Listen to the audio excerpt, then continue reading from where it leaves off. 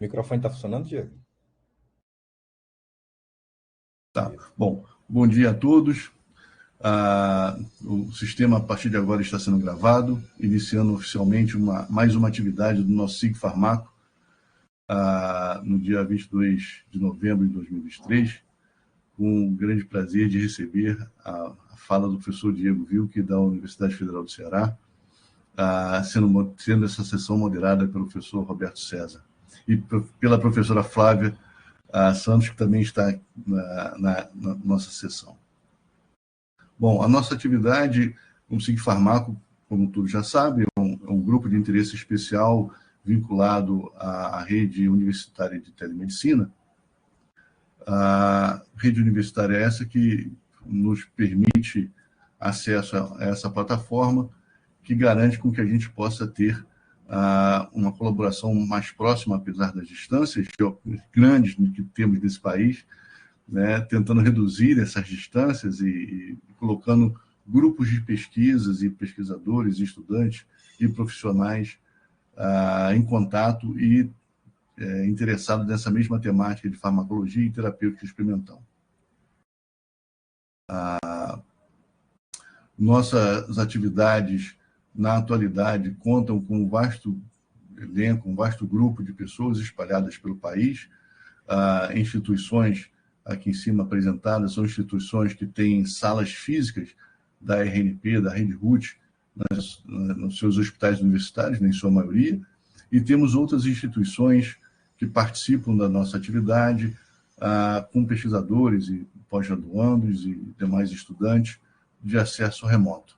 Então, esse mapa aqui nos permite mostrar que temos nesses últimos anos, aumentado a nossa dispersão pelo país, e a gente quer cada vez mais que as bolinhas vermelhas e azuis, né, se espalhem por todo o território nacional, e quem sabe até num futuro, que esperamos que não seja muito longo, a gente possa botar um mapa mundi aí e começar a ter participantes com maior frequência, participantes internacionais com maior frequência nas nossas atividades. Essas atividades é coordenada por um grupo de professores que se juntaram alguns anos atrás, liderados pela professora Cristina Velar, por mim, pela professora Roseli, pelo professor François, pelo professor Paulo, que estamos seguindo com essas atividades no SIG Farmaco, sempre às terceiras e quartas-feiras do mês. Durante nossas atividades, nós pedimos alguns cuidados dos participantes, em especial para que mantenham os seus microfones no mudo e fechem as câmeras, deixando ênfase e destaque apenas ao apresentador, que também sinta-se à vontade, querendo deixar a câmera aberta ou não, certo, professor Diego? Mas, no geral, seria praticamente para que a gente possa ter uma melhor visualização dos slides e do material que está sendo apresentado. Com relação às nossas atividades, em particular nesse novo sistema da RNP, é necessário que os colegas, ou todos que estejam em sala, tenham cuidado, tenham a atenção de registrar a presença assim que entram na sala. Muito provavelmente, se vocês já têm acesso ao sistema CAF do Circuito Federal, ele já automaticamente registrará a presença de vocês. Caso contrário, nesse endereço rccrnp.br/ao-vivo, vocês podem fazer o login, já devem ter feito, e essa presença será computada para a gente. Isso é importante, que marque nossas atividades, né? Ao entrar nesse sistema por esse acesso não remoto, desculpa, vocês escolham a opção para sempre registrar automaticamente a presença. Muito provavelmente todos que já estão na sala e fizeram direto já devem ter os seus registros e já estarão com as presenças sendo computadas. A nossa atividade, então, basicamente é dividida nessa proposta sugestiva de tempo, para que a gente possa ter um intenso debate e favorecendo esse debate após a apresentação. Hoje, nós temos um grande prazer de apresentar e ter conosco para discutir o seu trabalho e a sua experiência na temática o professor Diego Wilk, professor da Universidade Federal do Ceará, e que contará com a moderação do professor em tela, o professor Alberto César, também professor da Universidade Federal do Ceará, e no backstage aqui, nos auxiliando, a professora Flávia Santos, que por algum incompatibilidade no áudio não vai poder participar no microfone, mas quem sabe a gente consegue até o final corrigir isso, Flávia, e você aparece contribuindo também pelo vídeo e som com nossa atividade, certo? Então, seguindo a nossa programação, eu vou colocar o professor Diego como coordenador da apresentação e logo em seguida ele já pode compartilhar a tela dele, que já cairá direto na apresentação. A partir desse momento, o professor Diogo já está com a tela. Você pode escolher uma tela do seu notebook para apresentar. Enquanto isso, eu vou fazendo, então, a introdução. Isso, exatamente, professor. Eu ia passar a palavra para o senhor. Perfeito. Obrigado, Juliano. Obrigado. Compartilhando aqui enquanto você inicia, tá? Tá ótimo. Então, fazendo então a apresentação do professor Diego, que é o nosso palestrante do dia. O professor Diego, ele possui graduação em Biologia, doutorado em Farmacologia pela UFC em 2009, concluiu em 2009. Tem trabalhado desde então com produtos naturais marinhos. Ele chegou a fazer um pós-doutorado no Centro de Pesquisa Gonçalo Muniz Fiocruz, focando mais um pouco na parte de imunidade inata.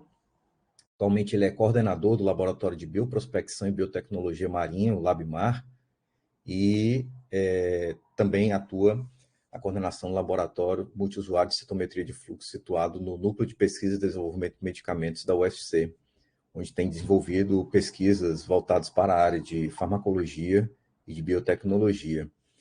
Ele atualmente também está como presidente da Comissão Interna de Biossegurança da UFC e docente do Programa de Pós-Graduação em Farmacologia e de Medicina Translacional desta universidade.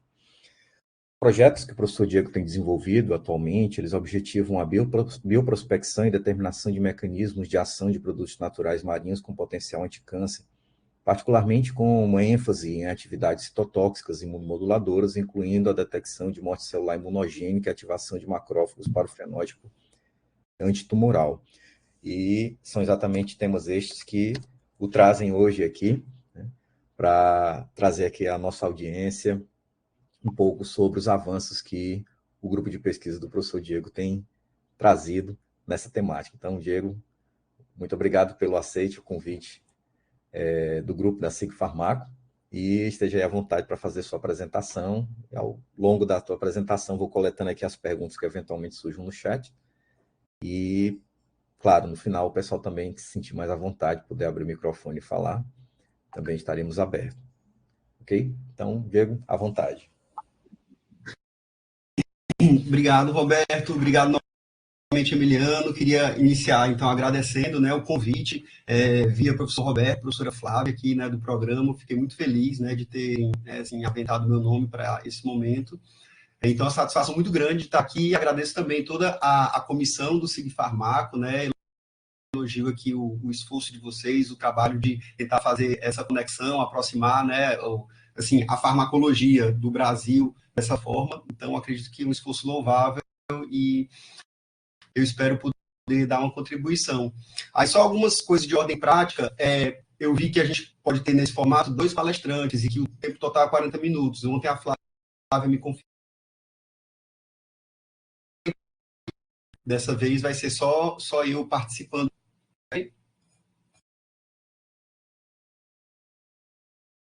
Isso, Diego. Roberto, Emiliano. Sim, Tá okay. É só você.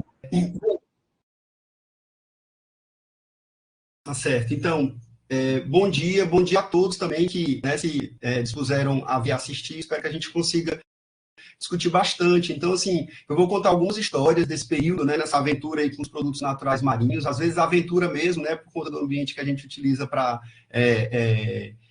recuperar as nossas amostras de interesse, para atividade biológica, e também assim, os diferentes momentos que a gente passou, né, enquanto grupo de pesquisa, enquanto laboratório, e depois enquanto rede, e né, que hoje a gente também vai falar um pouco sobre isso, o trabalho em colaboração, que ajuda bastante. Mas aí tem um tema, que é o título, que era para tentar, né, só dar uma destacada em aspectos importantes, que é, a gente vai falar o tempo todo sobre essa então, de moléculas que são candidatos a fármacos antitumorais, sendo que, na medida do possível, enfatizando as dificuldades que a gente encontra para tratar câncer e como que uma pesquisa, no momento ainda precoce, eventualmente, pode aumentar a chance de as moléculas encontradas terem sucesso, porque é um dos problemas importantes. A gente vai falar sobre alguns, e esse é um deles, é um que norteia a nossa preocupação e, né, e fez com que a gente pensasse em algumas formas de tentar contornar, tá? Então, tudo dentro do ambiente acadêmico e, enfim, aqui tem meus contatos também no slide, no slide do título, então quem quiser depois desse momento, né, entrar em contato por e-mail, ou então visitar o site, ou visitar o Instagram, né, dependendo do tipo de demanda que você tenha, pode ficar à vontade, tá certo? Bem, e o meu guia para essa apresentação é exatamente esse fluxograma das etapas de pesquisa e desenvolvimento de medicamentos. Então, a gente, considerando o câncer, né, a gente vai ter um momento que é o inicial, o primordial, que seria a descoberta. Depois que a gente identifica substâncias que tenham algum potencial de efeito no problema que a gente está querendo estudar, a gente vai iniciar uma série de estudos pré-clínicos, né, e além de resolver questões de suprimento, por exemplo, e de toxicidade. E com tudo isso funcionando bem, tudo isso favorável, pode ter uma molécula que vire agora um candidato realmente a quimioterápico, passando para a fase de estudos em seres humanos, que são, né, as fases de estudo clínico, que vai da 1 a 3, desde investigação inicial da toxicidade, depois eficácia, até a fase 4, quando ela atinge o mercado, mas ela continua sendo estudada.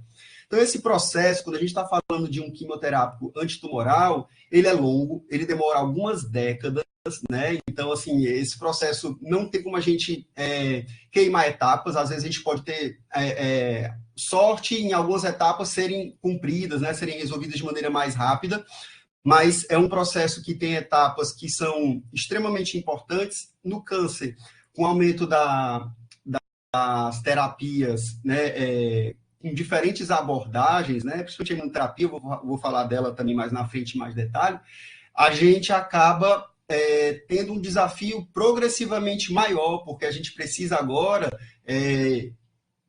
encontrar substâncias que sejam eficazes contra os problemas que ainda não foram resolvidos. A gente não quer moléculas A, B e C que sejam opções que a pessoa possa simplesmente escolher, o médico possa simplesmente escolher para o seu paciente. A gente está focando nessas etapas de descoberta e, eventualmente, desenvolvimento de moléculas que sejam para os desafios que ainda não foram resolvidos, que não foram vencidos no presente momento.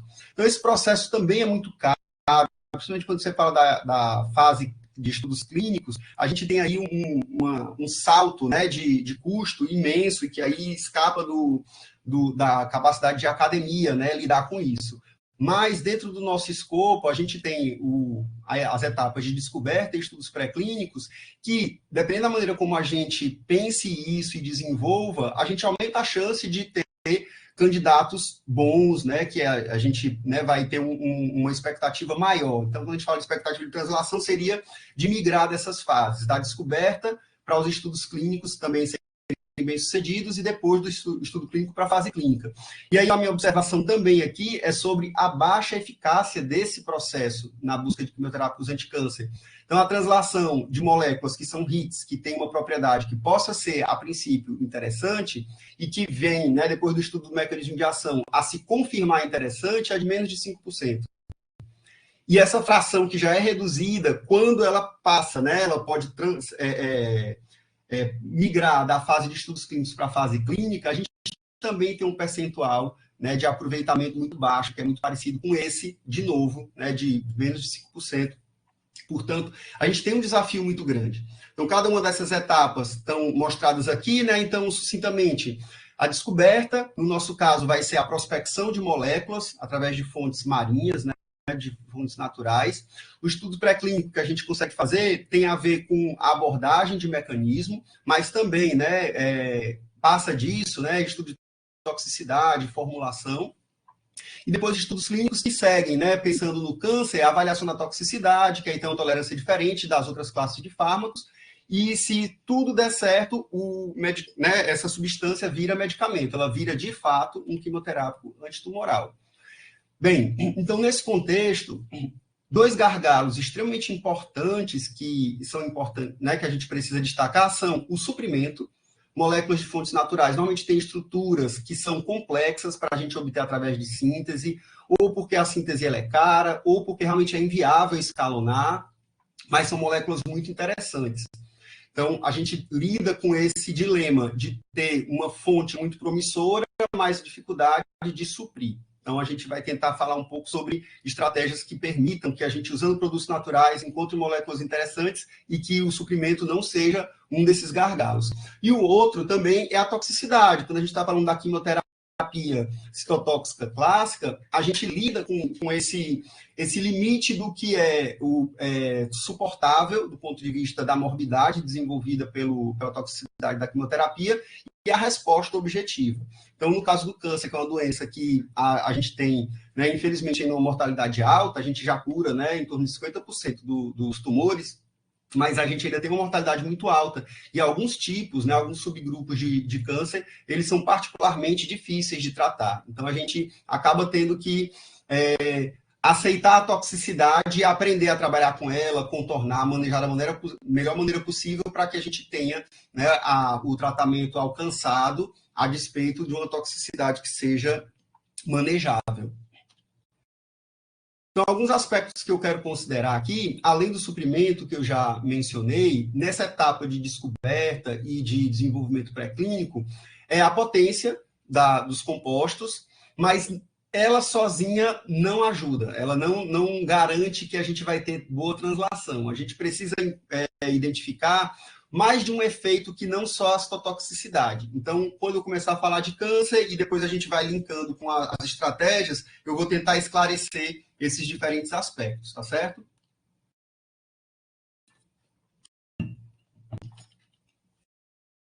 Tá, então, o câncer, ele é um problema de saúde pública muito importante, né? A segunda causa de morte por doenças no mundo, aqui no Brasil também, com o aumento da expectativa de vida e com os hábitos, né, da gente, a incidência tem aumentado, e a gente tem aqui uma projeção que é extremamente relevante do ponto de vista de custo para os pacientes e o número de mortes. Então, a gente vive aí um dilema que o câncer é uma doença que a gente já considera sucesso se você consegue prolongar o tempo de vida do paciente. Muito embora a gente tenha aquele sonho, né, de conseguir realmente curar cada vez mais pessoas.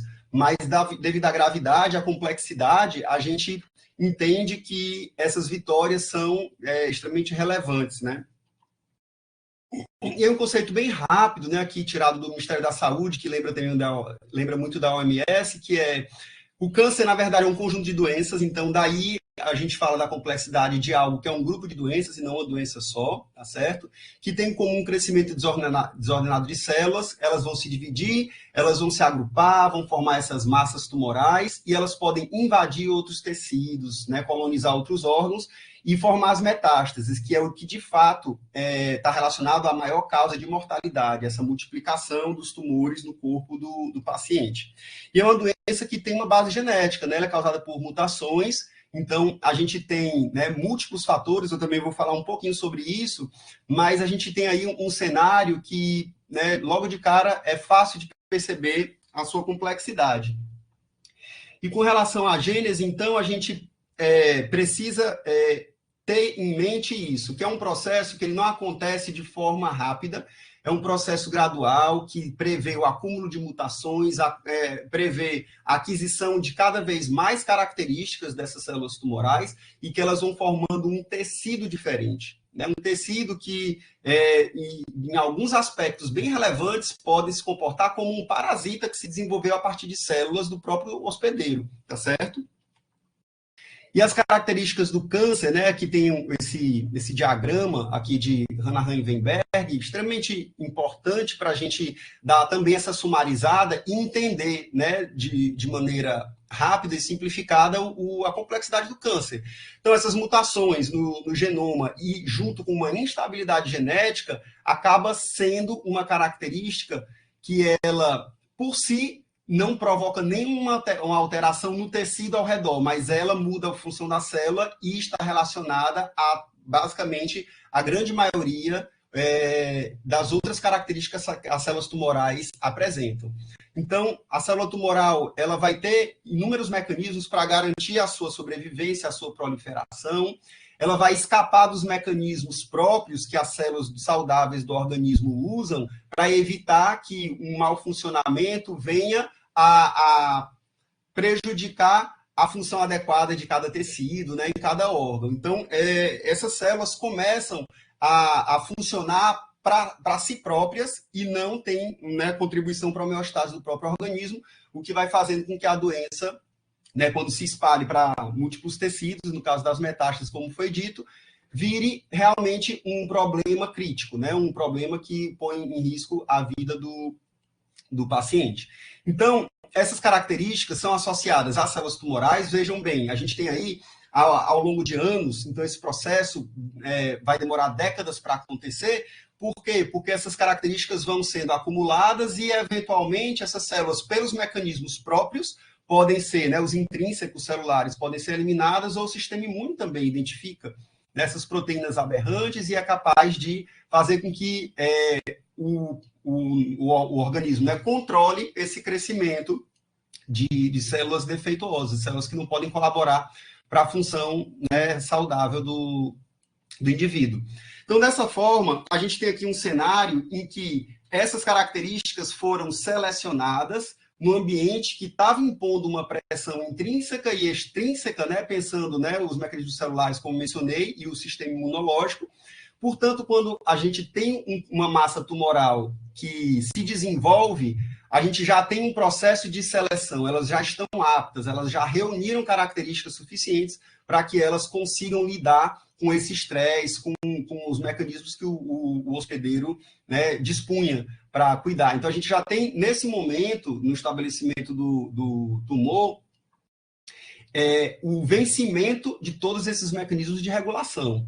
Então, isso já é um ponto crítico, isso já sinaliza uma dificuldade para a gente encontrar tratamento. Por quê? Porque esse processo aconteceu de seleção por muito tempo, de maneira muito silenciosa.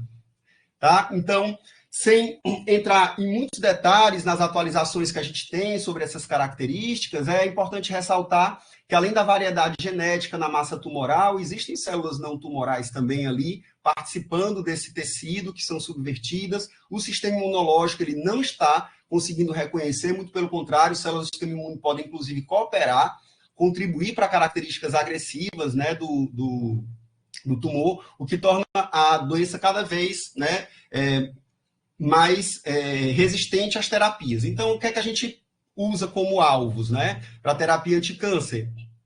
Considerando essas características que são típicas dessas células, você encontrar fármacos ou estratégias que tenham como objetivo debelar, impedir a manutenção de tal característica, acaba sendo o nosso ponto de partida mais razoável.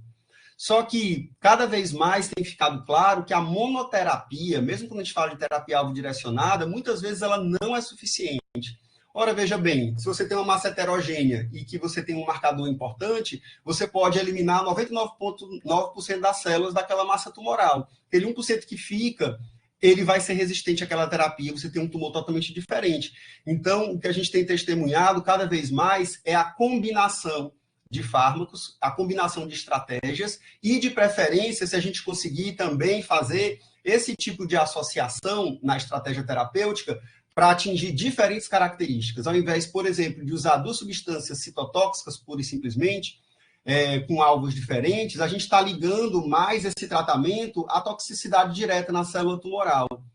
E a gente está esquecendo de outras características. Então, um dos pontos que a gente vai abordar também nos nossos trabalhos é ver, para além da citotoxicidade, como que, eventualmente, a gente usa o conhecimento dessas características do tumor para ver se essas moléculas podem produzir mais um outro mecanismo, né? Aquele partindo da polifarmacologia dos produtos naturais, que frequentemente tem off-targets, se eles podem vir a trazer um benefício adicional, o que tornaria essa molécula mais interessante, dentre outras que são citotóxicas, porém não tem uma segunda característica que possa ser relevante para quimioterapia. Bem, e por que moléculas de origem marinha? Considerando, né, que a vida começou nos oceanos, a gente tem já o aspecto do tempo de evolução, que é muito favorável. Esses testes, né, esse laboratório que acontece por conta da disputa, né, tanto para moléculas para combater micro-organismos, né, que podem vir a ser patógenos desses organismos marinhos, mas também moléculas que possam ser citotóxicas, como estratégia de defesa. Acaba sendo algo que vai ser extremamente relevante nessa escolha. Além disso, a gente pegando aqui, né, emprestado os números do estudo que a gente já tem feito, né, os benefícios que a farmacologia traz para a saúde, com base em produtos naturais terrestres, também é de uma relevância muito grande, porque os produtos naturais, quando a gente fala para câncer, especificamente, direto ou indiretamente, a gente atinge um percentual de quase 80% dos quimioterápicos, eles têm alguma relação com um produto natural, né? E uma fração importante deles são a molécula ou o sítio farmacofórico. Mais de 50% são a própria molécula, como ela foi identificada, ou então o sítio, né, ativo, responsável pelo efeito que foi identificado quando ela estava sendo estudada, na fase de desenvolvimento. Bem, aliado a essa evolução e essa informação de que produtos naturais são interessantes, porque a gente tem aí, né, uma variação de estruturas muito grande, eles têm uma maior diversidade filogenética, a gente tem uma biodiversidade grande, eles passaram durante esse período por uma pressão evolutiva muito grande, o que faz com que a gente tenha uma seleção importante também dessas moléculas que hoje continuam sendo produzidas e continuam funcionando nesse contexto dessas relações ecológicas de disputa. Tem uma ampla distribuição no espaço químico, e nesse caso a gente fala das possibilidades, principalmente de torção. Os produtos naturais, diferente do que é mais comum para as moléculas sintéticas usadas em programas de prospecção, eles têm mais carbonos quirais com frequência e eles têm também maior torção. Então, elas ocupam o espaço químico, essas possibilidades, né, de interação, portanto, com os alvos, mais ampla. O que a nossa criatividade enquanto, né, humanos, para a gente produzir moléculas que tenham esse tipo de variação, é bem mais limitada, né? A gente não consegue se comparar aos exemplos que a gente encontra na natureza, mas se inspirar neles acaba sendo uma estratégia bem promissora. Os produtos naturais marinhos, comparando com outras fontes, eles têm uma maior taxa de citotoxicidade, o que também é extremamente relevante quando a gente está falando de câncer, né? Escolher substâncias que vêm de uma fonte que a gente já tem essa expectativa maior. Isso também é algo que é importante de ser destacado. E apesar do estudo, né, ser recente de quimioterápicos, assim, de produtos naturais marinhos para virarem quimioterápicos antitumorais, começou na década de 50. E hoje a gente já conta com 18 quimioterápicos aprovados. Então, a gente vê que, mesmo com uma história ainda muito curta, a gente tem um número expressivo. E eles vêm para resolver problemas em que a quimioterapia, né, o arsenal disponível até então, não podia resolver. Tá, então aqui é só para a gente poder fazer um link dessas coisas do slide anterior, nos próximos slides, ressaltar também que essa fonte, ela representa a maior parte da superfície do planeta, ela ainda é muito pouco explorada, né, principalmente por causa do acesso, né, ao ambiente em si, ele é hostil para a gente, então, portanto, é mais difícil a gente estudar, e a química de produtos naturais marinhos também é muito diferente da química de produtos naturais, o que foi também um desafio muito importante. E aí, a nosso favor, a gente tem a biodiversidade. Então, essa diversidade genética, a maior diversidade filogenética que a gente encontra nesse ambiente, ela deve ser pensada nesse contexto, que ela está relacionada a essa diversidade biológica, biodiversidade importante, e que, por sua vez, considerando as interações bióticas e abióticas, a gente aumenta a chance de ter um repertório, né, um arsenal químico aí, né, para ser estudado, bem amplo, bem diverso, tá certo? Então, desses quimioterápicos que já foram aprovados, essa figura aqui é mais para ilustrar a variedade também de alvos que a gente pode ter relacionados a eles. Então, aqui a gente tem uma figura de uma célula meio quimera aqui, só para poder representar estruturas que podem ser os alvos dessas substâncias. Então, a trabectedina, ela é um alquilante de DNA, mas além de alquilar o DNA, ela também inibe transcrição de uma proteína de efluxo de drogas, o que faz ela bastante interessante para tumores refratários, quando desenvolvem esse mecanismo de resistência. A plitidepsina, ela tem um mecanismo diferente, é um alvo novo, né? Ela liga num fator de transcrição e induz tanto a autofagia quanto a apoptose. Já a eribulina e o adcetris, né, que no caso vem de uma molécula, né, a dolastatina, que era um molusco, essas duas moléculas de fontes diferentes, mas ligam em microtúbulo e ligam de uma forma diferente do que os outros quimioterápicos. Portanto, acaba que elas produzem uma inibição que tem uma repercussão, né, um curso depois da toxicidade na célula que vai ser atingida, que torna elas úteis também em tumores refratários. E aqui, chamando a atenção para essa figura aqui abaixo, ó, do adcetris, vocês conseguem ver o pointer? Ele aparece para vocês, eu estou aqui nessa região do quadrante inferior à direita. Não, Diego, não conseguimos ver. Tá, então eu vou descrever para vocês, tá certo? Na região do quadrante inferior à direita, obrigado, Roberto.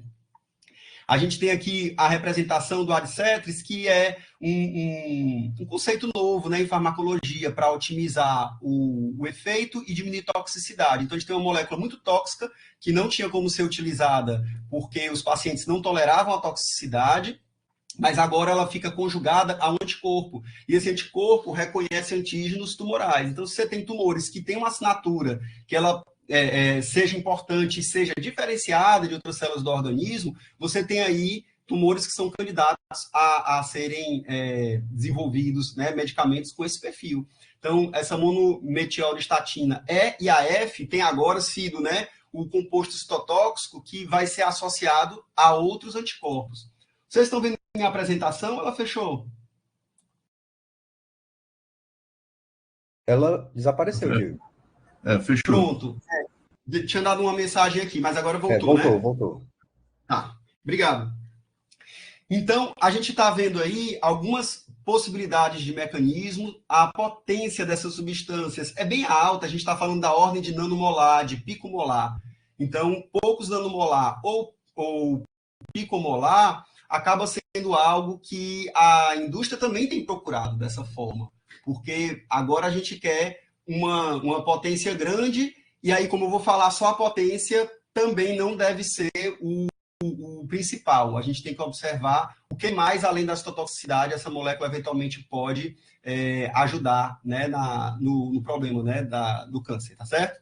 Então, vindo agora aqui para o Brasil, aí eu vou começar a contar as histórias do nosso grupo, tá? Então, primeiro, uma visão geral, né, de como a gente chegou aqui nesse ponto, e depois um trabalho que eles tentam sintetizar, né, assim, a culminância desses esforços que a gente vem desenvolvendo, tá? Então, aqui no Brasil, a gente tem poucos grupos comprometidos com o estudo sistemático de produtos naturais marinhos com potencial anticâncer. Então, a gente tem, sim, né, uma variedade que ainda é discreta, né, ela ainda é muito modesta para explorar o ambiente marinho, tá certo? Considerando, né, a nossa área, a gente tem uma dimensão que é comparável à da Amazônia Legal. O ambiente marinho da gente tem 4,5 milhões de quilômetros quadrados, a Amazônia Legal tem 5,5 milhões de quilômetros quadrados. E a gente conhece muito pouco, né? Então a gente precisa estudar mais. Então, apesar desses esforços serem puramente acadêmicos, nessa figura aqui, ó, é possível ver, ó, espécies estudadas 238. Então, esses estudos eles vêm com essa característica também de ajudar no conhecimento da biodiversidade e associar a valorização dela com base no potencial dessas moléculas para uso na indústria. Então, a despeito das outras opções de uso, eu vou continuar focando sempre no câncer para a nossa palestra, tá certo? E aí a gente encontrou aí, ó, quase 400 moléculas, né, 393 que foram isoladas, com esse potencial anticâncer a gente tem 60, e estudo de mecanismo de ação dessas moléculas 30. O que não necessariamente é muito ruim. Quando a gente compara com países que têm indústrias, né, investir muito pesado, aqui nesses gráficos a gente vai ter uma distorção e fica parecendo que a gente não faz quase nada. Mas considerando o número limitado de grupos e o esforço ser puramente acadêmico, a gente tem algo aqui que já é bastante interessante. E aí, um desses grupos que tem bastante relevância, eu consegui participar dele no momento que ele estava sendo inaugurado, e aí ele foi articulado inicialmente pela professora Letícia, que ainda tem um papel, né, bastante importante nessa dinâmica, agora como rede, agora, né, coordenando o trabalho conjunto de várias universidades. E junto com ela, na época ela era professora da Universidade Federal do Ceará, professor Otília, da Química, professor Tito, da Ecologia, Taxonomia, para identificação das espécies, e outros professores da Química também, o Edilberto, que também é da UFC, e o professor Norberto Lopes, que é da USP Ribeirão Preto. Então, na época, a gente tinha esse grupo, e como estudantes, eu e a Paula.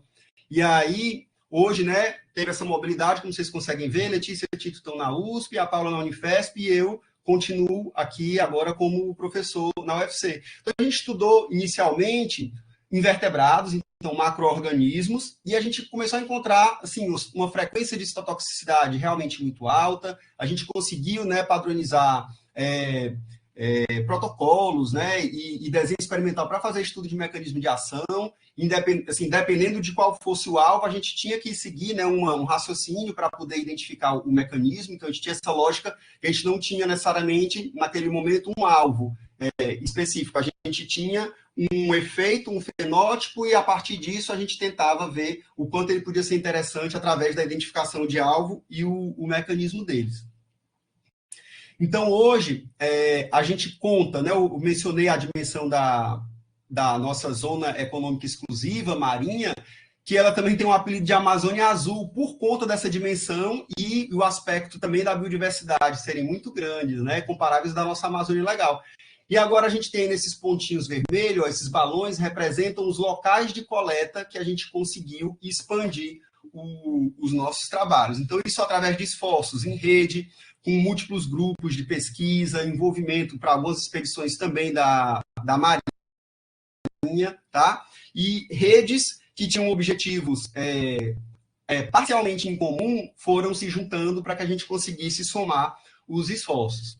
E dessa forma, né, o que eu acabei de mencionar, pode ser visto numa trajetória que começou em 2002 e hoje já conta, né, com uma rede que unifica todos esses trabalhos anteriores, essas pessoas que, né, mantiveram esse compromisso com esse perfil de estudo, e a gente tem 28 pesquisadores envolvidos de 13 universidades nas regiões Norte, Nordeste, Sul e Sudeste do país. Então, a gente está, né, vivendo um momento muito interessante, né, bem favorável para que a gente avance no conhecimento da biodiversidade, na coleta de amostras e na investigação dos mecanismos também.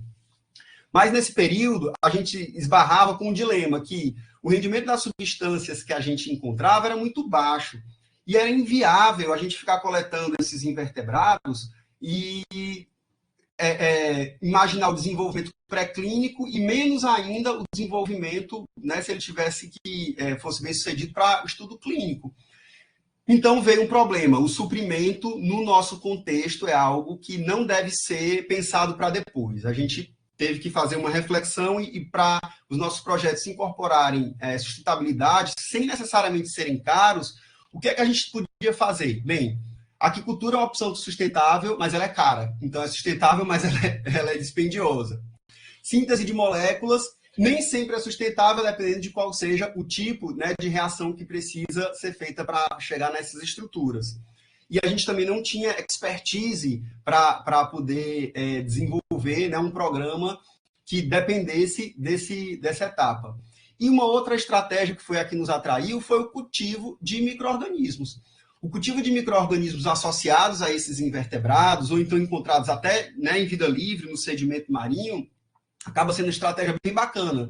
Primeiro, eles parecem ser os produtores dessas moléculas bioativas encontradas nos extratos dos macro-organismos, não sempre, né? Isso não é uma ciência exata, é óbvio, mas a gente tem esse aspecto muito promissor e uma vez que você identificou o micro-organismo e a molécula, a gente consegue produzir sem ficar repetindo coletas, né? E também tem a praticidade de você fazer isso no laboratório. Então, a partir desse momento, a gente mudou a maneira de fazer essas duas etapas, de descoberta e os estudos pré-clínicos. Então, a gente partiu agora do momento em que a coleta das amostras foi distribuída em mais locais de coleta, com uma quantidade muito pequena, sem problemas de armazenamento, né, muito difíceis de contornar, ou de autorização, por conta também, né, da quantidade, poucos gramas são suficientes para a gente poder conduzir os estudos, e depois a gente leva as amostras para isolar as bactérias, fazer os extratos e fazer os testes in vitro, inicialmente para a seleção daqueles que têm um perfil ativo que nos interessa. E aí, depois disso, isolamento, identificação das bactérias e estudo do mecanismo de ação. Esse ficou sendo agora o nosso novo modo de pensar. E aí, como fruto desse trabalho, a gente tem um banco, que ele é uma coleção de bactérias marinhas de quase 1.400 cepas. E aí a gente percebeu já que 15% dos extratos dessas cepas que a gente conseguiu testar, eles são citotóxicos contra células tumorais, e, portanto, a gente tem aí um repositório que ainda vai dar bastante, bastante possibilidade de estudo, não só para toxicidade, para câncer, para outras linhas também, por conta do potencial, né, que a gente entende que outros problemas que podem ser resolvidos podem se beneficiar desse acervo. E aí, voltando de novo, né, para a nossa temática do câncer, a gente fez isso, aprendeu a trabalhar, coletou invertebrados ou coletava sedimento, isolava a bactéria, identificava essas moléculas quando o extrato era tóxico e começou a fazer o estudo de mecanismo, né, em moléculas potentes também. Aqui sem explorar muito esses detalhes, porque eu quero trazer um estudo como, né, o que ilustra melhor, como mencionei inicialmente. A gente tem esse problema, que eu já me referi, que é do tumor ele ter várias características e, eventualmente, você tentar atingir uma delas não garante que você consiga eliminar a doença. Você pode, na verdade, selecionar células que têm outras características e você ter, depois, na recidiva, o que é muito comum, uma doença bem mais difícil e frequentemente intratável, né? E aí você lida mais com a demanda de tentar arrumar uma solução que seja de melhorar a qualidade de vida do paciente, prolongar o tempo de vida dele, mas a gente não está mais pensando em cura. Porém, se a gente começa a pensar em estratégias que associem diferentes características e a gente precisa identificar também o quão importante elas podem ser para um número, né, maior de tumores, isso pode render melhores resultados. Então, com essa inquietação, a gente foi atrás de ver se, além da citotoxicidade, as substâncias que a gente estava trabalhando, quais delas, ou se alguma delas, né, poderia interferir no microambiente tumoral, ou melhor ainda, ativar o sistema imunológico. Por quê? Durante esse processo de seleção das células tumorais, elas vão acumulando uma série de características e uma delas é conseguir se esconder, elas ficam invisíveis para o sistema imune, né? Além da subversão que elas podem causar também. Então, aqui é só uma analogia rápida, né, de propósito feito de um organismo marinho, mas vejam bem, a gente tem aqui a filmagem dessa alga no fundo do mar, só que na alga a gente tinha aí, né, escondido, camuflado, um polvo, né, assim, ele é bem mais habilidoso do que o camaleão para fazer camuflagem, porque além de imagem, né, assim, da parte visual, ele também muda a textura da pele e tal. Então, essa observação é só para chamar a atenção de que o tumor ele faz isso que o polvo faz para a nossa visão com o sistema imunológico. E o sistema imune, por conta da sua capacidade de atingir qualquer lugar do corpo, né, e ter uma resposta efetora, citotóxica contra células defeituosas muito eficaz, quando ele está devidamente ativado, chamou muita atenção. Então, isso, na verdade, tem chamado a atenção, é uma revolução, né, provavelmente a imunoterapia ela veio para ficar e ela veio para ser associada com a quimioterapia clássica mesmo, para que a gente consiga lidar com dois aspectos extremamente relevantes para o sucesso do tumor, que é essa proliferação, essa resistência à morte, quando você usa substância citotóxica, seja lá alvo direcionada, um quimioterápico desses, né, clássico mesmo, a gente tá conseguindo lidar com isso, mas é um esforço que sozinho muitas vezes não é suficiente. E a imunoterapia vem agora para fazer com que o sistema imune coopere na resposta do paciente, tá certo? Então, o pensamento que poxa, uma boa terapia de câncer não se limita apenas se a célula tumoral está morrendo, mas como ela está morrendo. Então, no caso, se uma substância citotóxica, além de matar a célula tumoral, pode ativar o sistema imune, pode mudar esse aspecto, né, essa comunicação que o tumor conseguiu, né, gerar, estabelecer, que torna o tumor invisível, a gente tem algo que tem muito mais chance de ter sucesso, tá certo? Então, se a gente observa agora, né, o nosso panorama atual dos diferentes tipos de morte celular, a gente tem uma dúzia de diferentes tipos, né? E aí algumas são relacionadas a determinados fenótipos mesmo, né, de apenas algumas células, outras são mais amplas, mas tem um tipo específico que ele é interessante porque ele cumpre esses dois quesitos que eu mencionei, que é a morte celular imunogênica. Então, o processo de morte está associado a um estresse muito intenso da célula e que causa ativação do sistema imunológico. Então, aqui, ó, nessa figura, é possível a gente ver, ó, que à esquerda, 3 células tumorais com diferentes características. Uma viável, que ela inibe a fagocitose, uma que está morrendo pela apoptose, que é uma morte tolerogênica, e ambos, tanto as viáveis quanto as apoptóticas, vão ter, para o sistema imune, 0 resposta contra o tumor. Mas, no caso da morte celular imunogênica, a gente vai ter a liberação de múltiplos sinais que permitem a ativação daquelas células que fazem o link da imunidade inata com a imunidade adquirida. Então, as células apresentadoras de antígeno, essa APC, que está aí, agora ela vai ter um comportamento diferente. Ela vai ser capaz de apresentar esses antígenos tumorais para os linfócitos, e os linfócitos citotóxicos vão poder também identificar e eliminar o tumor. Qual é a consequência disso, né, desse mecanismo? A ativação do sistema imune contra o câncer de forma específica vai melhorar a resposta na terapia. A resposta é mais prolongada, porque também gera memória imunológica. E esses quimioterápicos que induzem a morte celular imunogênica, que o código aqui que está, né, para a gente ver, acompanhar, é ICD, que é Immunogenic Cell Death, né, do inglês, ela produz um efeito vacinal. O porquê é isso? Porque essa liberação desses sinais imunogênicos funciona como adjuvantes de uma vacina, né? Só que adjuvantes que são, na verdade, componentes celulares, são dumps, e os neoantígenos tumorais são o próprio, né, antígeno que o sistema imune precisa reconhecer naquelas células para serem tratadas. Então, esse processo, ele é complexo por natureza, porque envolve tanto o estresse celular, de retículo, autofagia, a morte programada e a liberação desses sinais durante esse fenômeno. E se a gente observa o contexto em que ela deve acontecer, né, e alguns quimioterápicos induzem esse tipo de morte celular, mas é um mecanismo raro. Um percentual muito baixo deles é capaz de fazer isso, tá certo? Então, a gente tem essa figura aqui, ó.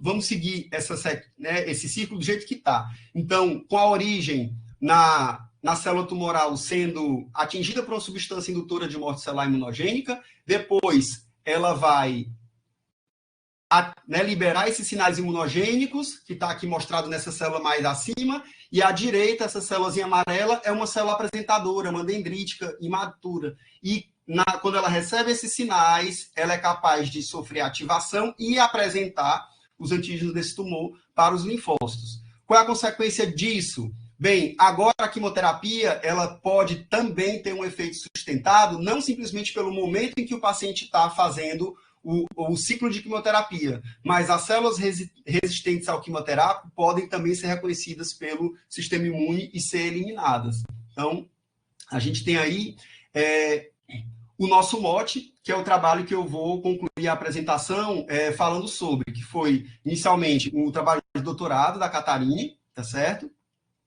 E ela, né, abraçou a causa da gente tentar encontrar indutores de morte celular imunogênica, e o processo era como? Era análise fenotípica. Então, um desses trabalhos da gente, né, de bactérias associadas a invertebrados, a gente identificou moléculas bem promissoras, potentes, né, o efeito citotóxico muito bacana, e ela induzia estresse celular. Um dos trabalhos que eu mostrei anteriormente tem, né, essa ressalva para a classe química, e a gente achou que isso poderia ser um ponto de partida, mas o nosso plano era estudar o máximo de moléculas que a gente tinha identificado no nosso banco de micro-organismos até então.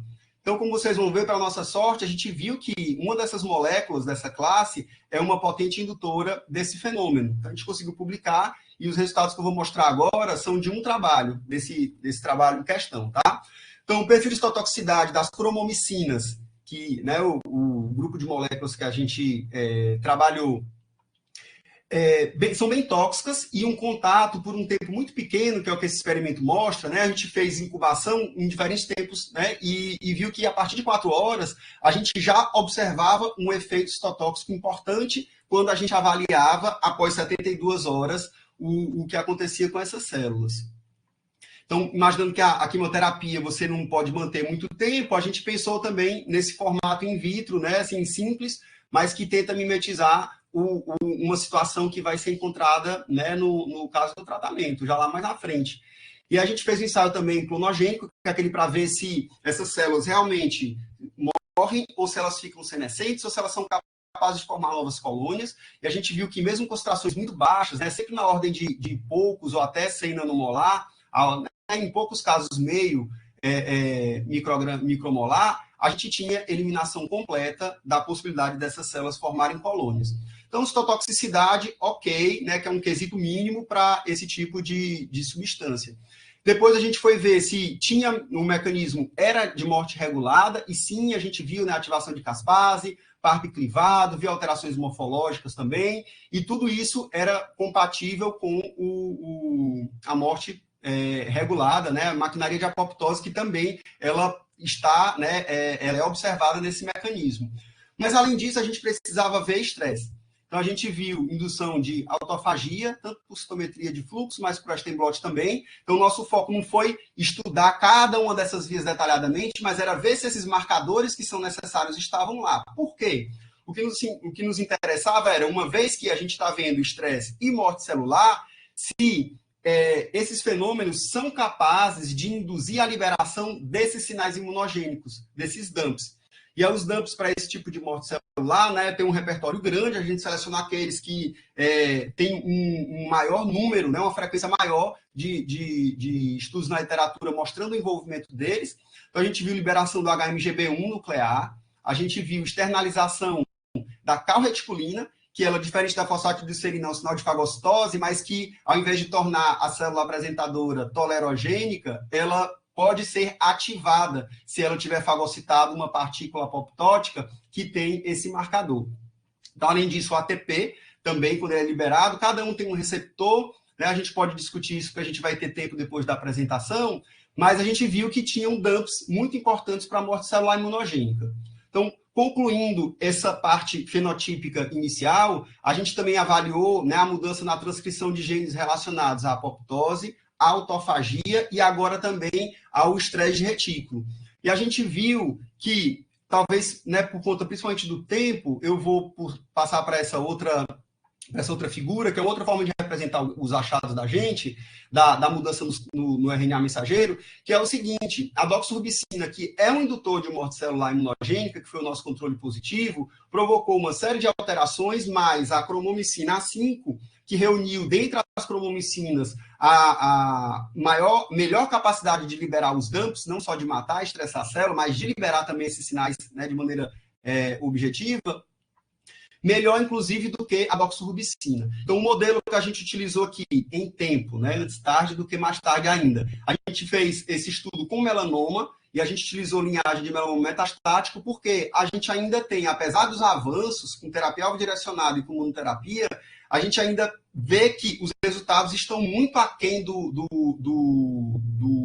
que se espera para você considerar que você tem terapias boas que possam curar. Você tem, muitas vezes, o aumento da expectativa de vida, mas cura realmente a gente ainda tem uma dificuldade muito grande para o melanoma metastático, tá certo? A incidência dele também vem aumentando. Então, nessa figura, a gente tem o quê? Eu vi que o meu tempo estourou, eu vou dar uma objetivada maior, tá certo? Nessa reta final. A gente vê nessa figura um resumo desses efeitos. Então, a cromomicina 5, como sendo esse protótipo, a gente, né, tem estudos dessa classe mostrando que ela liga em DNA, ela provoca dano em DNA também, que a gente observou naquele slide lá de apoptose, e induz estresse celular. Tudo isso está relacionado também à liberação de dumps. Então, aqui na borda da célula, a gente vê em cima à direita o CRT, que é a calreticulina, e a RP57, são essas moléculas que, quando co-externalizadas, permitem a ativação da célula apresentadora. E, além disso, liberação desses outros sinais imunogênicos solúveis, o HMGB1 e o ATP. Bem, para saber se isso realmente funciona, se isso protege o animal, a gente teve que fazer um ensaio que ele é chamado de ensaio de vacinação. A gente trata as células, né, in vitro, depois do tempo de exposição que a gente, né, estabeleceu nas condições adequadas, a gente lava essas células e transplanta essas células na forma de vacina, porque a gente, né, faz um tratamento em que a gente tem as células moribundas, mas elas ainda não morreram e elas não vão sobreviver para formar um tumor no local da aplicação. Então, ela vai funcionar realmente como uma vacina, com aquela estratégia que você tem o agente causador da doença enfraquecido e você permite que o sistema imunológico veja. Só com uma grande diferença, a gente não usa adjuvante como nas vacinas. Os adjuvantes são esses dumps liberados que a gente tinha avaliado. Então, se você faz a vacinação e depois desafia com a mesma linhagem tumoral, porque a resposta é específica, a gente vai ver o quê? Se realmente a gente tiver indução de morte celular imunogênica, o tumor não se desenvolve, ou pelo menos o animal consegue controlar o crescimento desse tumor.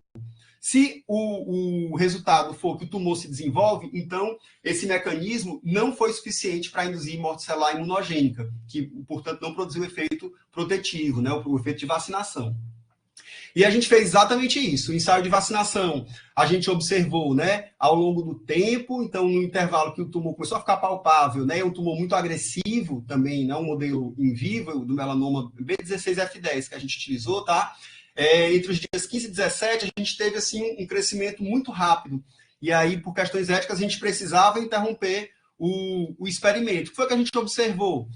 Principalmente, né, no dia 17, que o controle negativo, o tumor cresce bastante, que é esse primeiro grupo à esquerda, com um círculozinho claro. A doxorubicina, que é o nosso controle positivo, não controla o crescimento do tumor, então ela é um indutor de morte celular imunogênica para outros tipos histológicos, mas no melanoma e nessas condições que a gente testou, a gente não conseguiu observar esse efeito, mas a vacinação que a gente fez das células tratadas com a cromomicina 5, sim, elas conseguiram, né, esse tratamento permitiu que os animais controlassem o crescimento do tumor. Então, veja bem, a gente não usou a cromomicina, a gente utilizou células que tinham sido expostas à cromomicina previamente. E aí a gente ficou bem interessado, porque agora a gente tem um teste que é padrão ouro que confirma isso. E aí, para completar essa história, foi o mestrado de uma outra aluna também do laboratório, da Keila, em que a gente foi ver a ativação dessas células do sistema imunológico. Então, a gente observou, sim, que os esplenócitos, quando, né, de um animal naive, que é aquele animal que não teve contato, né, nenhuma ativação prévia com esses agentes, né, estimulantes, esse animal, o esplenócito, que é a célula do baço desse animal naive, né, é capaz de liberar TNF-alfa, que para a gente foi o primeiro indicativo de que tem célula dendrítica sendo ativada lá. Esse é um comportamento, né, pelas condições experimentais que a gente tinha também, que é típico de ativação dessa célula apresentadora. E a gente foi ver lá que a população de células dendríticas aumentou, que é o que está representado aqui nesses gráficos em B, tá certo? O grupo CA5 é o mais à direita. E, além disso, a gente tem um aumento dos marcadores de ativação dessas células dendríticas. Então, tanto o primeiro sinal, que é MHC classe 2, quanto o segundo sinal. A gente, né, avaliou CD80 e 86, eles aumentaram. O terceiro sinal seria esse testemunho que a gente pegou aí do ensaio, né, da citocina, do TNF. Então, a gente viu a ativação de células da imunidade inata. E será que essa ativação é adequada também para provocar uma ativação nos linfócitos? Aí a gente foi avaliar linfócito T, CD4 e CD8 e percebeu que sim. A gente viu aumento, né, de marcadores tanto de ativação precoce quanto mais tardia de linfócitos T, CD4 e CD8, tá? Para ambos. Então, o que deixou todo esse processo de ativação desses participantes mais claro para a gente. E, finalmente, para ver se aquele efeito que a gente viu da vacinação no animal, ele se reproduzia ex vivo, a gente fez agora, né, a incubação, que é o mesmo formato desses experimentos que eu tinha falado agora, tá? Desse slide agora e do anterior. A gente fez a vacinação do animal e aí recuperou o esplenócito do animal que foi vacinado e agora, ex vivo, colocou em contato com a célula B16 viável. E a gente observa que esses esplenócitos, né, obtidos dos animais que foram vacinados, sim, eles são capazes de matar a B16. E da mesma forma que no nosso in vivo de vacinação, a gente não viu um efeito, né, da doxorubicina como controle positivo, aqui também a gente reproduziu essa mesma condição. A gente não conseguiu ver uma ativação a nível, né, ex vivo também. Dessa forma, a gente conseguiu fechar essa história, né, uma prospecção que vem, né, com esse aspecto do suprimento resolvido. A gente tem essas alterações fenotípicas que foram capazes de ativar as células do sistema imune. Então, à esquerda, a gente tem a célula tumoral, as alterações que ela sofreu. À direita, acima, a gente tem a representação da célula dendrítica e ela como a célula do sistema imune que recebe esses sinais e permite que o sistema, né, o sistema imune adquirido possa ter uma devida apresentação e ativação e produza uma resposta específica contra as células tumorais. Então, sintetizando tudo mesmo, o que a gente conseguiu ver foi substâncias que são capazes de matar células tumorais e que, além disso, ativam o sistema imunológico e essa ativação, né, produz uma resposta contra as células que podem não ser sensíveis à quimioterapia e tudo isso de forma sustentável, que é um outro gargalo também muito importante para a gente tentar aumentar a translação. Então, agora, né, o nosso desafio vai ficando cada vez maior. Então, é o rindo de nervoso. Por quê? A toxicidade dessa amostra, ela é muito potente, né? Então, a gente tem resultados preliminares, a gente sabe que a toxicidade dela vai realmente ser um problema importante que a gente vai precisar aprender a lidar. E a eficácia, ou seja, agora, né, não importa o quão bem elas podem estar se demonstrando ser na translação pré-clínica, a gente precisa também começar a abordagens, né, a pensar como resolver para que a translação também possa continuar sendo bem sucedida em humanos. Então, aqui eu deixo meus agradecimentos, né, a todo o grupo. Aqui em destaque, né, tem a Catarine nessa foto do nosso grupo, Catarine à direita. A Keila está, né, também aqui com o destaque circulado no meio. E a Eveline, que ajudou elas nesse processo de padronização desses ensaios. A gente teve colaboração também com alguns professores da USP, o professor Fernando Cunha, o professor João Machado Neto também. E agradecer também o financiamento e, né, e a nossa rede, né, as nossas redes, que a gente colabora, né, com mais de uma, que também permitiram que a gente pudesse viabilizar e dar condições, né, para que a gente pudesse desenvolver esse estudo. Pois é isso, pessoal. Eu peço desculpa pelo atraso e fico aqui à disposição para a gente discutir. Beleza, Diego. Obrigado pela excelente apresentação. Temos alguns comentários e questionamentos, né, que foram postados aqui no chat. Ressalto aqui a congratulação, né, trazida pelo professor François Noel, em relação à revisão que você apresentou inicialmente e posteriormente nos dados próprios, né, que foram muito bem apresentados, trazendo uma riqueza de contribuição. A professora Flávia, ela também ressalta a qualidade do que você trouxe, né? Está te parabenizando pela apresentação e Obrigado. Traz também 2 questionamentos. Um deles você citou aí a grande diferença no estudo químico de produtos de origem marinha daqueles de origem vegetal. Aí, que diferenças propriamente seriam essas em relação a esses 2 grupos, né? O produto de origem marinha e o vegetal? Então, os de origem, né, assim, não vegetal, mas os terrestres, de maneira geral, a gente encontra. A primeira grande diferença, eu acho que é interessante destacar que produtos naturais, por mais que eles possam ter mais de um alvo, isso, né, a princípio é entendido como um indesejado, mas, na verdade, esses múltiplos alvos, eles corroboram para que o problema que você quer abordar possa ser melhor né, combatido, a gente tem algo que vai ser usado a favor desde que a gente explore dessa forma, né? Então, as moléculas sintéticas, tipicamente, elas são mais planas. Então, elas têm uma variedade menor de possibilidades em que elas podem interagir com o alvo, porque elas são mais limitadas dessa forma. Os produtos de origem natural, eles têm mais torções. Né? Então, quando a gente vê produtos, né, naturais marinhos, a gente tem um processo específico, a gente tem torções também, a gente tem, às vezes, uma quantidade excessiva de carbonos quirais, que torna a molécula, né, mais complexa, mas isso não chega a ponto da gente poder fazer essa distinção. Nos produtos naturais marinhos, a gente encontra a halogenação. A halogenação, ela correlaciona muito fortemente com o aumento da frequência de citotoxicidade que a gente encontra em amostras, né, obtidas de origem marinha. Tá certo, Flávio? Perfeito. E um segundo questionamento que a professora Flávia também fez foi considerando o papel das cromomicinas, né, que você trouxe como indutor de morte celular imunogênica. Elas poderiam ter, de repente, um potencial de induzir reações imunes, autoimunes? Não estamos isentos disso. É uma excelente pergunta, eu agradeço também. Então, quando você provoca a ativação do sistema imune, inclusive a própria imunoterapia, um dos problemas que a gente entende que pode restringir, né, o tratamento é a reação autoimune. É uma ativação não apenas de células defeituosas. Então, o que é que a gente precisa ponderar? Que o sistema imune ele tem que saber fazer a distinção adequada do próprio e não próprio.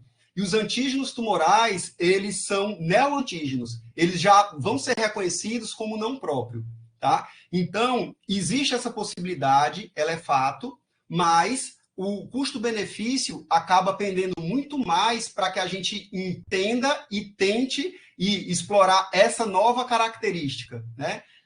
Então, por exemplo, a doxorubicina, Roberto, que tem aquele problema lá da cardiotoxicidade, né? A gente deveria estudar isso. A gente deveria ver o quanto que isso não pode ter um background autoimune, porque ela é indutora de morte celular imunogênica também, tá certo? Sim, sim. Então, tem alguns efeitos tardios, e não só linfócito T, mas também anticorpos. A gente pode olhar para esse lado, tá certo? Então, sim, isso é um problema. É um problema, sim. Tem várias limitações, a gente pode discutir várias delas também. Essa é uma importante também. Eu fiquei até curioso, com base exatamente nesse comentário aí que foi trazido pelo professor Flávio, porque, assim, no ensaio de vacinação, você tratou a célula, né, tumoral, aí você lava, tirando ali a cromomicina, injeta aquelas células moribundas, né? E ali você conseguiu ter uma ativação do sistema imunológico do animal e, assim, levar a um controle do tumor, do melanoma, né, naquele camundongo. Mas é uma dúvida que eu fiquei, com base exatamente nessa pergunta, era se de repente a própria cromomicina ela não teria um papel de ativação direta do sistema imunológico, né? No que seria ali como se fosse funcionando como uma espécie de um antígeno. E aí, na hora que ela estivesse ali ativando esse sistema imunológico, de repente opa, eu estou vendo aqui também essa célula tumoral, e de repente ele ataca a célula tumoral, ou seja, teria essa outra vertente também? Seria possível? Ela funcionar como um próprio antígeno e aí deflagra a ativação do sistema imunológico. Isso, por que eu faço a pergunta? Isso aí é alusão aos princípios das toxinas de Coley, lá de 1800 e bolinhas, né? Em que ele é considerado como o pai da imunoterapia, exatamente porque ele injetava produtos de bactérias mortas, né? No caso ali a Streptococcus, né? E ativar o sistema imunológico, de certa forma, esse sistema imunológico levaria, então, ao controle do tumor. Ou seja, por ativar de forma direta, aí ele levaria a esse controle do tumor. Aí, de repente, a cromomicina ela poderia ter exatamente esse mesmo papel, como um potencial antígeno? Então, como antígeno, eu não sei se seria o termo adequado, porque o antígeno seria para reconhecer a própria cromomicina. Se isso acontecesse, geraria uma reação mais violenta, numa repetição, a administração da cromomicina. Então, eu não sei se a cromomicina em si, mas ela é glicosilada. E aí a gente sabe que, né, receptores de reconhecimento de padrão, eles são são promíscuos por natureza, né? Eles reconhecem uma classe química. E algumas moléculas, agora não mais pensando, né, porque ela veio de bactéria, mas a gente não está falando de um componente que seja estrutural, como o DNA, ou como um componente da parede celular, que eventualmente a gente, né, pode ter esse tipo de ativação direta. Mas eu não descarto a possibilidade, a gente tem aventado isso, de que dendrítica e macrófago, eventualmente, receptores que podem reconhecer açúcar, como o TOL4, TOL2, dectina, Scavenger, eventualmente, algum desses receptores de reconhecimento de padrão pode ser ativado. Se essa ativação vai beneficiar o efeito final ou não, a gente precisa investigar. Mas nesse caso da vacinação, a gente tem um efeito que ele está dissociado dessa especulação que a gente está fazendo. Mas ela é muito relevante. E a lavagem é exatamente para evitar que a gente não tenha essa dúvida. Então, a gente sabe que, independente dessa possibilidade, né, cena dos próximos capítulos também, independente dessa possibilidade, a gente tem essa resposta que está relacionada às alterações da célula tumoral. Eu acho que isso aí liga muito bem com a próxima pergunta, que é do professor Paulo Guedini, que ele também te congratula pela excelente apresentação. E ele diz o seguinte, que um dos principais problemas, talvez o maior, né, relacionado à terapia anticâncer é o desenvolvimento de resistência. Então, como é que tem sido a avaliação desses mecanismos, ou seja, dessa questão da resistência, relativamente ao uso de moléculas de origem marinha? Obrigado, Paulo. Então, vocês viram, né, que eu ainda atrasei e deixei passar algumas coisas, mas isso é extremamente relevante. Eu estou muito feliz assim com o tipo de pergunta para a gente, né, ir complementando. Bem, primeiro aspecto é que a resistência, né, quando a gente está falando de morte celular imunogênica, acaba sendo muito importante, porque a gente já tem agora uma substância que pode ativar, né, não só matar de maneira eficaz as células tumorais, mas que ela trazia para o paciente a possibilidade dele desenvolver essa resposta imunológica. Né? Então, quando ele tem resistência, é porque essa resposta imunológica não falhou. E ela pode não funcionar por muitos fatores. Desde isoforma, dos receptores de reconhecimento de padrão, que a gente falou agora há pouco, que não reconhece e ativa tão bem, por exemplo, em resposta à liberação do HMGB1 ou do ATP, por exemplo, e isso já compromete uma fase, ou o ambiente supressor, ou a imunossupressão muito forte por conta da própria quimioterapia. Então, se a quimioterapia ela provoca imunossupressão exacerbada demais, você também vai ter dificuldade de ter essa resposta montada, porque agora as células imunológicas que elas têm proliferação, porque ela tem aquela expansão clonal, etc., se você tem uma substância que ela mata células que estão proliferando, o sistema imune também vira alvo dessa substância. Então, você está, ao mesmo tempo, produzindo a possibilidade dessa resposta e se sabotando lá na frente por conta do mecanismo citotóxico, o mecanismo inicial dela, né, que a gente já conhece. Então, tem realmente uma série de poréns. Apesar deles, quando a gente olha para os quimioterápicos mais utilizados no mundo, né, doxorubicina, as antraciclinas, de maneira geral, enquanto classe, elas são exceção, porque a família química não necessariamente tem a ver com a indução de morte celular imunogênica. A gente não pode fazer uma correlação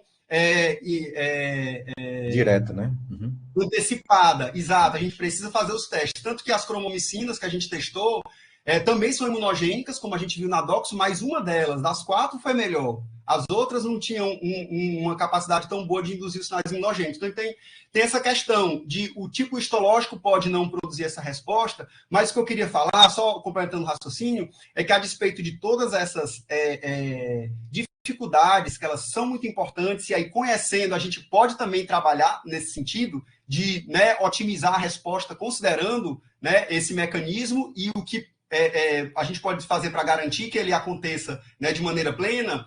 Mas as antraciclinas, paclitaxel, alcaloides da vinca, que se a gente junta aqui, né, esses 3 grupos que eu falei rapidamente, mais da metade da quimioterapia feita nas pessoas no mundo inteiro, mesmo com todos os avanços, né? Mas, assim, mais da metade das pessoas recebem esses tratamentos. e eles estão num grupo muito reduzido de quimioterápicos que, além de causar a morte celular, né, com um mecanismo regulado, também induzem morte celular imunogênica. Então, o que se acredita é que existe sim uma correlação de uma melhora, a gente aumenta a expectativa de uma resposta de melhor qualidade quando, além da citotoxicidade, tem a morte celular imunogênica. Mas aí, é claro, a gente viu aqui a doxorubicina, né, que ela é utilizada para vários tumores, mas aqui no caso do melanoma, a gente não encontrou com facilidade, e até a publicação do trabalho, a gente não encontrou condições experimentais que a gente pudesse ver uma ativação adequada, né, assim, imunogênica nas células que a gente estava trabalhando, porque os próprios tumores também vão ter mecanismos de esconder imunogenicidade quando desafiados por por essas substâncias. Então, não é um fenômeno comum, é um fenômeno raro, mas o que a gente tem, né, quando a gente olha para o panorama geral, é que os quimioterápicos que induzem morte celular imunogênica, do ponto de vista macro, eles têm um sucesso maior em relação aos demais. Os demais vão ter uma aplicação mais restrita. Ela vai ser importante, né, nos casos em que eles têm sucesso, mas a gente tem essa expectativa maior. E no caso do melanoma, a gente é carente. Então, a gente procurou esse mecanismo para um tipo de tumor que, né, muito agressivo, e mesmo com todo o avanço aí de terapia-alvo direcionada e de imunoterapia, os resultados ainda são insatisfatórios. Então, a gente tentou levar essa ideia para um tumor que carece, né, de uma terapia melhor. Perfeito. Bom, o professor François também comentando algo relativamente a, obviamente, assim, o próximo passo, né, que é, uma vez que você identifica tantas potencialidades no contexto experimental, o maior desejo de todo pesquisador básico é, de repente, ver os seus produtos de pesquisa chegarem à parte clínica, né? E aí o professor François questionando exatamente o aspecto da patentabilidade de moléculas naturais desse tipo. Não precisaria de uma modificação química para viabilizar uma patente, de assim, modificação tipo estrutura, né? E, aliás, patentear a estrutura e também uma patente mais forte para assegurar o interesse da indústria. Então, eu ainda sou, assim, rigorosamente ignorante, inapto para dar uma resposta perfeita. Mas eu tenho me interessado pelo tema porque, se a gente pensa que o trabalho que a gente está fazendo pode efetivamente beneficiar pessoas, é algo que, mesmo sem familiaridade, a gente não pode negligenciar. Então, obrigado pela pergunta também. Com relação às estratégias, a gente entende que a estrutura não pode ser patenteada, mesmo que a gente fizesse uma alteração, e a gente também está com um projeto procurando, né, ver se a gente otimiza, né, a toxicidade e mantendo essas características, né, que a gente já identificou que são interessantes, mas a estrutura em si não é um objeto bom para patente, mas a atividade sim, uma formulação sim. Então, considerando um sistema de entrega dessa substância para uma aplicação X, a gente consegue desenvolver algo. Então, assim, o artigo foi publicado, está aí o mecanismo, está interessante, a gente continua investigando. Na verdade, cada vez mais, eu até estava conversando ontem com a Letícia, porque a gente tem como um dos braços, né, protagonistas dessa rede, esse tipo de estudo com as cromomicinas, mas eu estava conversando ontem com ela sobre, poxa, por que não a gente priorizar também a ideia, uma abordagem, uma formulação, e a gente vê das moléculas que a gente identificou, aquela que vai cumprir melhor esse papel. Porque é uma outra forma da gente também se desvencilhar, porque, poxa, essa molécula é super interessante, não me entendam mal. Na verdade, a gente está brincando que a gente virou laboratório de estudo de cromomicinas. Sabe, de Labimar para cromomicina, porque realmente é relevante que a gente mantenha, né, os esforços e a gente continue avançando na compreensão do que ela pode fazer, onde ela pode chegar. Mas eu acho que a questão principal é essa, é a gente olhar para estudos em que a gente mostre o efeito como patenteável. Né? Mas, e a estrutura em si, produto natural, ser patenteado é mais difícil. Assim, eu acho que nem desperta o interesse da indústria. Eles, né, uma patente forte é aquela que você consegue vincular ao que aquela formulação faz. Então, né, assim, com a ressalva da minha ignorância, é isso que a gente tem em mente, por enquanto, tá certo?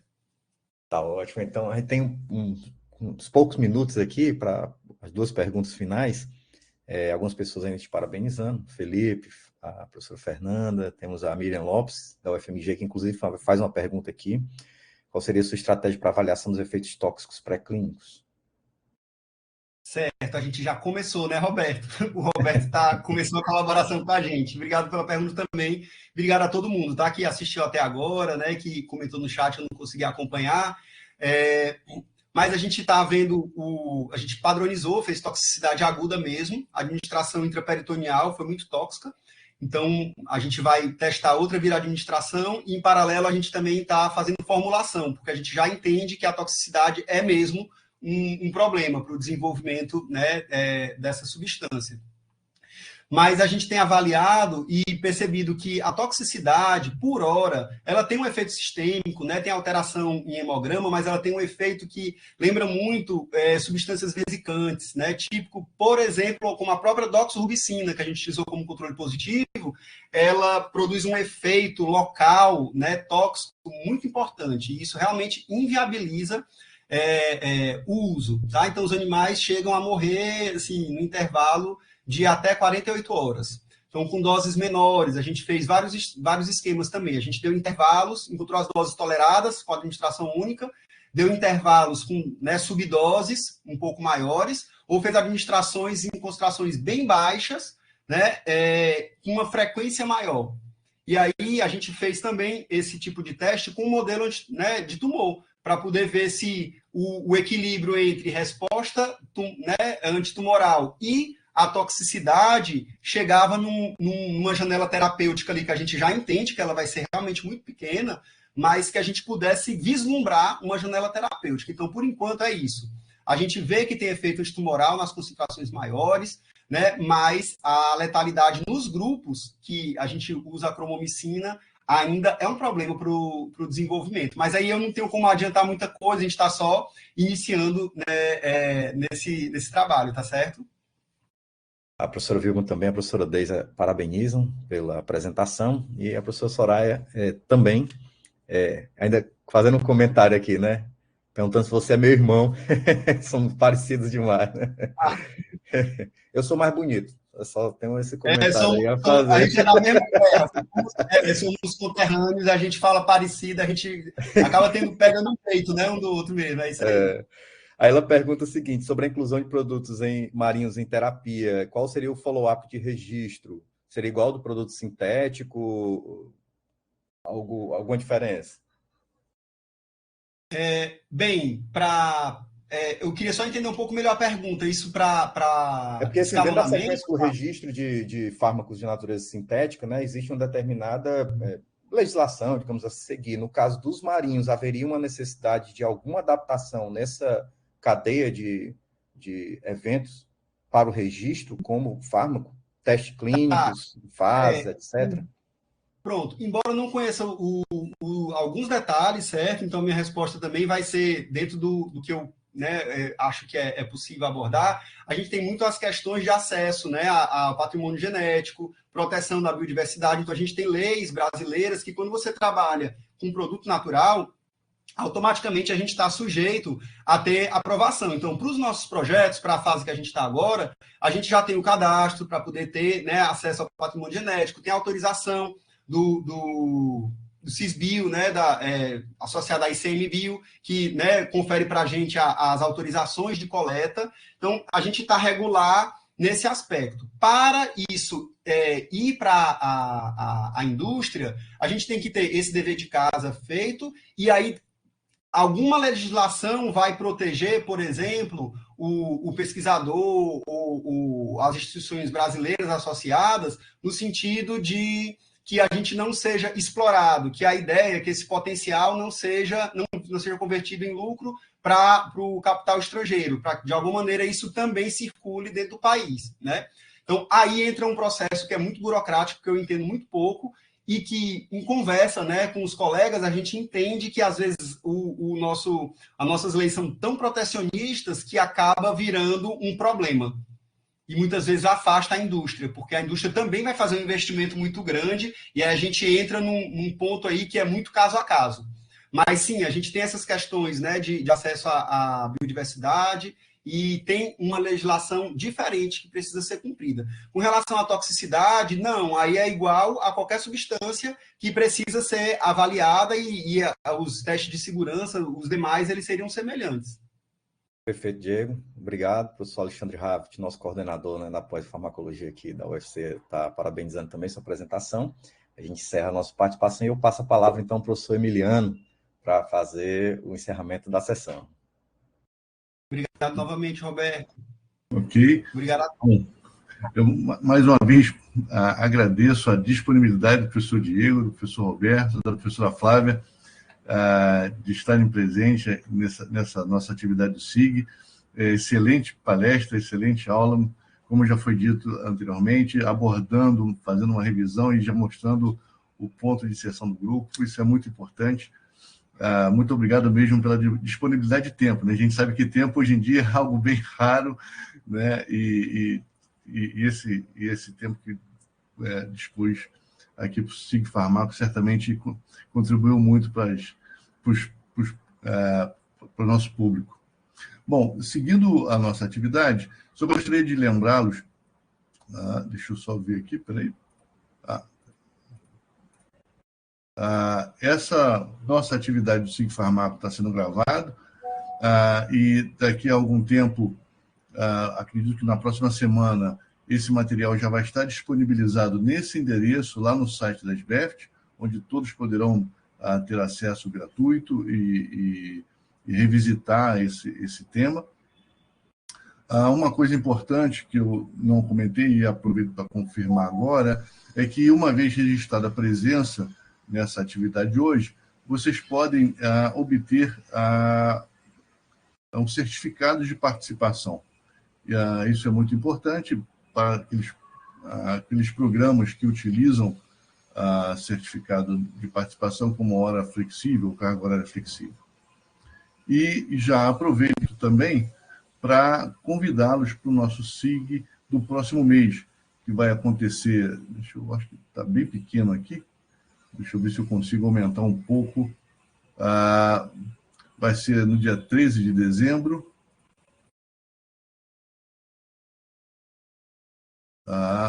13 de Mas dezembro. está dando para ver, Emiliano. Está ótimo. Está dando para ver? Perfeito. Será no dia 13 de dezembro e, como todos os anos anteriores, esse último SIG do ano é o SIG onde nós estimulamos que todos participem e nos tragam propostas para que nós possamos elaborar a agenda de 2024. Então, em 2024, nossas atividades começam normalmente em fevereiro, o mês de janeiro, o mês de férias. Então, nossas atividades de palestras regulares vão de fevereiro a novembro, e no último mês a gente recebe essas opiniões, sugestões. Também fazemos normalmente um balancete do que aconteceu ao longo do ano. Então, convido todos que se façam presentes para que nós possamos fazer uma prospecção das atividades do próximo ano, com temas, temáticas, palestrantes. Então, isso é muito importante que de forma conjunta a gente consegue ter as atividades e atrair o interesse dos colegas que façam essa proposta. E, no mais, eu agradeço em nome de toda a equipe, mais uma vez o professor Diego, o professor Roberto e a professora Flávia. Agradeço a presença de todos os participantes que se fizeram presentes, participaram no chat, e vamos todos para o próximo mês para encerrar a nossa atividade desse ano. O Herbert está pedindo aqui como fazer para obter. Herbert, você precisa fazer o seu cadastro no sistema do RCC. Você vai abrir um login com senha próprio e registrar a presença na atividade de hoje. E uma vez registrada a presença na atividade de hoje, você vai conseguir ter acesso a esse registro diretamente na sua página, porque quando você fizer o seu cadastro nesse endereço aqui, você vai conseguir colocar suas informações, seu nome, e o certificado já sai com seu nome e já sai com o título da atividade de hoje. Ok? Maravilha, muito obrigado novamente, viu, Emiliano, toda a organização, e parabéns, né? disponibilizar o tempo foi muito tranquilo. O Roberto entrou em contato comigo a primeira vez no início do ano, né? Em janeiro foi fevereiro. Tá ótimo. Acho que esse é uma boa estratégia, viu? Obrigado a todos novamente. Eu acho que a gente consegue, com tempo, né, com antecedência, fazer todo o cronograma, então espalhar, né, garantir diversidade das nossas temáticas ao longo do ano também é muito importante. Então, considerando o nosso tempo regimentar, vou desligar agora a gravação.